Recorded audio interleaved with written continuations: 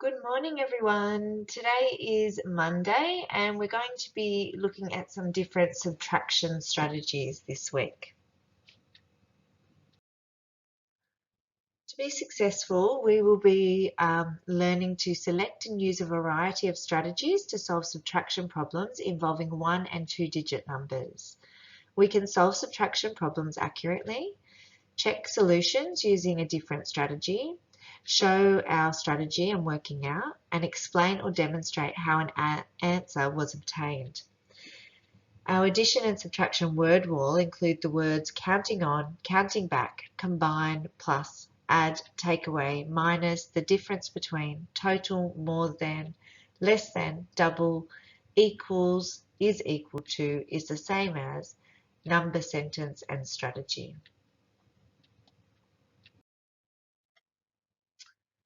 When we add numbers, we know the parts that are joining together to make an unknown total. So we've got a part, two parts, and together they make a whole.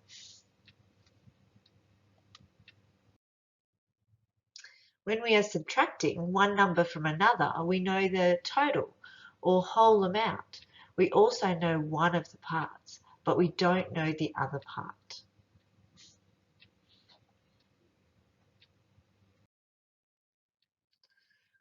When subtracting one number from another, there are many ways to find the answer. What are some strategies you already know that make it easy to subtract?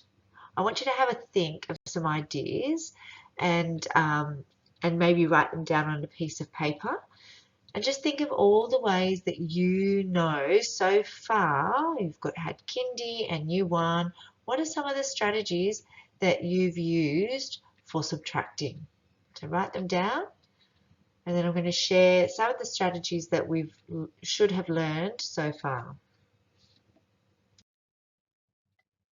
Okay, here are some of the ideas you may have thought of. Counting back, doubles and halving, number facts to 10, 20 and 30, using a number line. We've learned inverse operations, split strategy, counting on, bridge to 10 or bridging back to 10, 10 frames, partitioning numbers, jump strategy. Did you have any other ideas? I bet you did. We've done a lot of subtraction in our learning so far. Okay, we're going to look at some different strategies now just to revise some of these because you might want to use them in today's lesson and the following lessons this week. So counting back. If you're good at counting backwards, this is a quick strategy to use. Counting backwards works when you have to count just a few numbers. It's better when we only have to count a few numbers. Think of a number sentence that this strategy would not work so well for. Have a think. Is it a really big amount that you're taking away? That makes it very hard when we're counting backwards. It's easy to lose track, isn't it? Counting on. Counting on works best when the gap between the two numbers is small. It is a way of finding out the difference between the total and one of the parts. Count on from the lowest of the two numbers. So in this case, we've got 27, take away 24. We're counting on from 24. So we go 25, 26, 27. I wonder if you can think of a number sentence that this wouldn't work so easily. It's much easier when we have a number sentence that we can just use our fingers or just a quick count on by a few numbers, isn't it? Okay, doubles and subtracting 10. Do you remember your doubles facts? Don't forget to apply them when working on subtraction. So we need to know lots of different combinations of numbers. That helps us with our subtraction. So in this case, if 6 plus 6 equals 12, then 12 minus 6 equals 6. It's our inverse operation, isn't it? If 9 plus 9 equals 18, then 18 minus 9 equals 9. We can also try and subtract 10 from a number. If you find this tricky, you can visualize a hundreds board, just like the one here. So we've got 81 minus 10.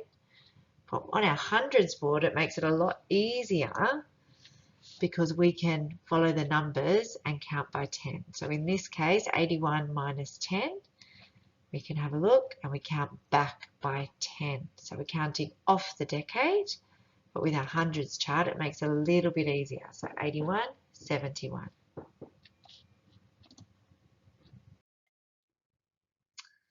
Some numbers are easier to work with than others. Any numbers that end in a 0 are simple. So we can call these zero tails, or we often use the strategy bridging back through 10.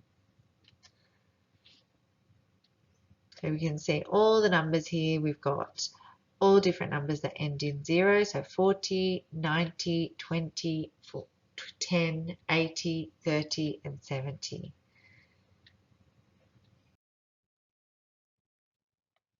Okay, we've got our rainbow number facts. So knowing our rainbow number facts or friends of 10 can help when working with zero tails or bridging through 10. Notice the pattern. 10 minus 6 equals 4. But then when we say 20 minus 6, it equals 14. 30 minus 6 equals 24. So there's a pattern. Each of the numbers have a 4 in them. Every time that you take away 6 from a number ending in a 0, it has a 4 in it. Test a family member with a rainbow fact subtraction from a large zero tail. So have a think of all your numbers up to 100. Maybe you can even go higher and see if you can subtract the same amount from all those numbers and see how they end.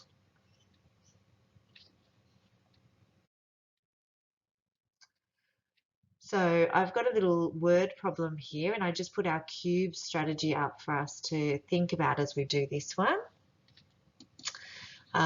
So remembering our cube strategy, the first thing that we need to know when we're working out a word problem is circle the numbers. So when we're sometimes when you are subtracting from a double-digit number, it is easier to subtract to a nearby zero tail or a 10. Think about this word problem. Wendy has 16, so we need to circle our numbers. 16 coloured pencils in her pencil case. She lent 7, so another number we have to circle, to her friends. How many coloured pencils does she have left? So remember, we have to underline the question. So our question is, how many coloured pencils does she have left? And then we have to box the key words. So we're wanting to find out how many she has left. And can you see any other keywords? Have a look.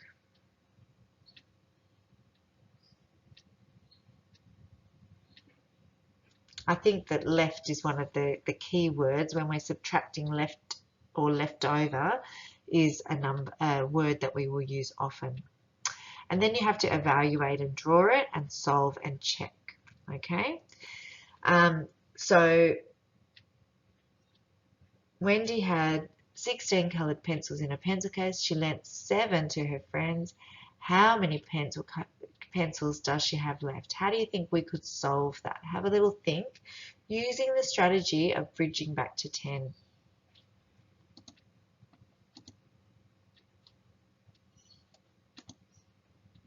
So a tens frame might help us with this problem.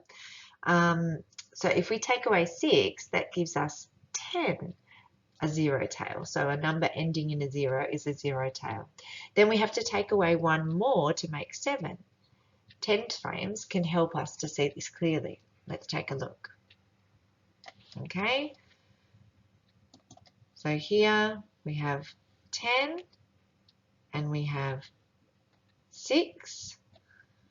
Altogether we have 16. And then we're taking away 7. So we can take away our first 6, so we could cross those out.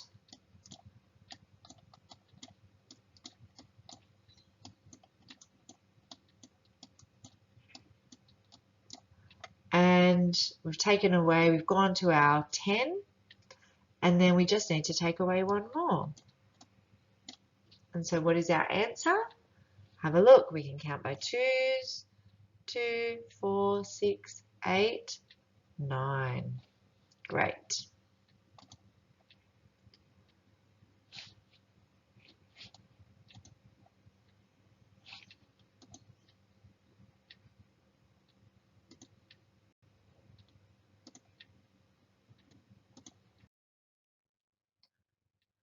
Okay, using a tens frame. Here's another problem, a number sentence, 13 minus 5. Let's take a look. So we've got 10 and 3, so that makes 13, and we need to take away 5.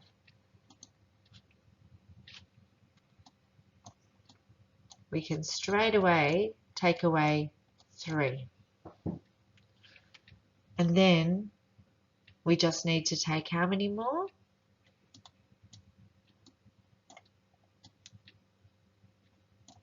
What's left over? That's right, 2. So we just need to take away 2 more to get our answer. 13 minus 3 minus 13 minus 3 minus 2 equals 8.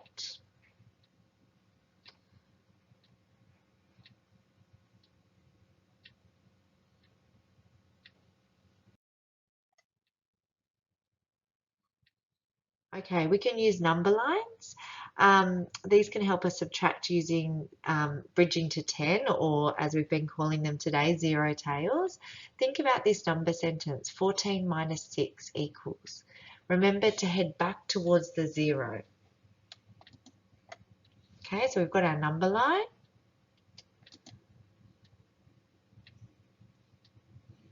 We're starting on 14 and we're moving back to our 10. We moved 4 spots to get back to 10, and now we need to move how many more? What's left over? We had 14 minus 6, so what's left over from 6? That's right, 2. Let's take a look.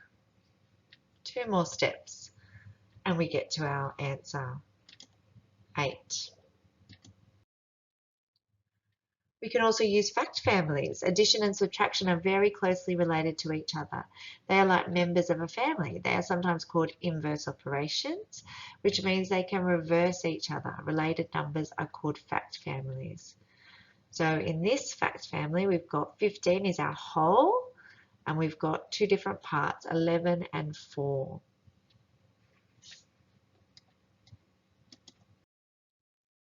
We could tell 4 stories that would match this model. Story 1. At my party, 11 balloons stayed blown up and 4 balloons popped. How many did I have to start with? So we've got 11 plus 4 equals 15. Story number 2. At my party, 4 balloons popped and 11 balloons stayed blown up. How many did I have to start with? 4 plus 11 equals 15. And story number 3, there are 15 balloons at my party.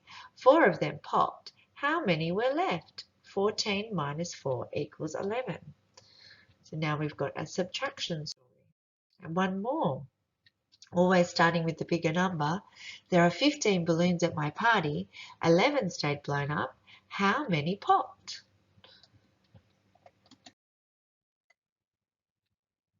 Okay. So here's our inverse operations, some different that we just saw a second ago. Where is the total placed in an addition equation? That's right, at the end. So we've got our whole. And where is the total placed in subtraction equation? That's why always at the beginning, our bigger number is at the beginning of a subtraction number sentence.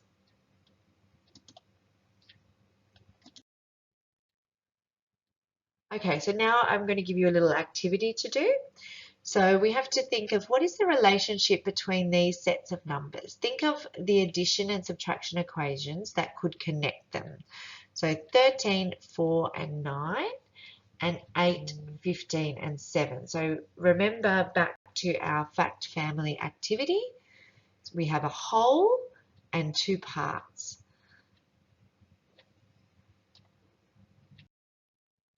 Okay, how did you go? Let's have a look at the answers. So we've got 4 plus 9 equals 13. 9 plus 4 equals 13. 13 minus 4 equals 9. And 13 minus 9 equals 4. And we can also do this for the other numbers. 8, 15, and 7. 8 plus 7 equals 15. 7 plus 8 equals 15. 15 minus 8 equals 7. 15 minus 7 equals 8. When you make a subtraction number sentence, remember to start with the number that represents the whole.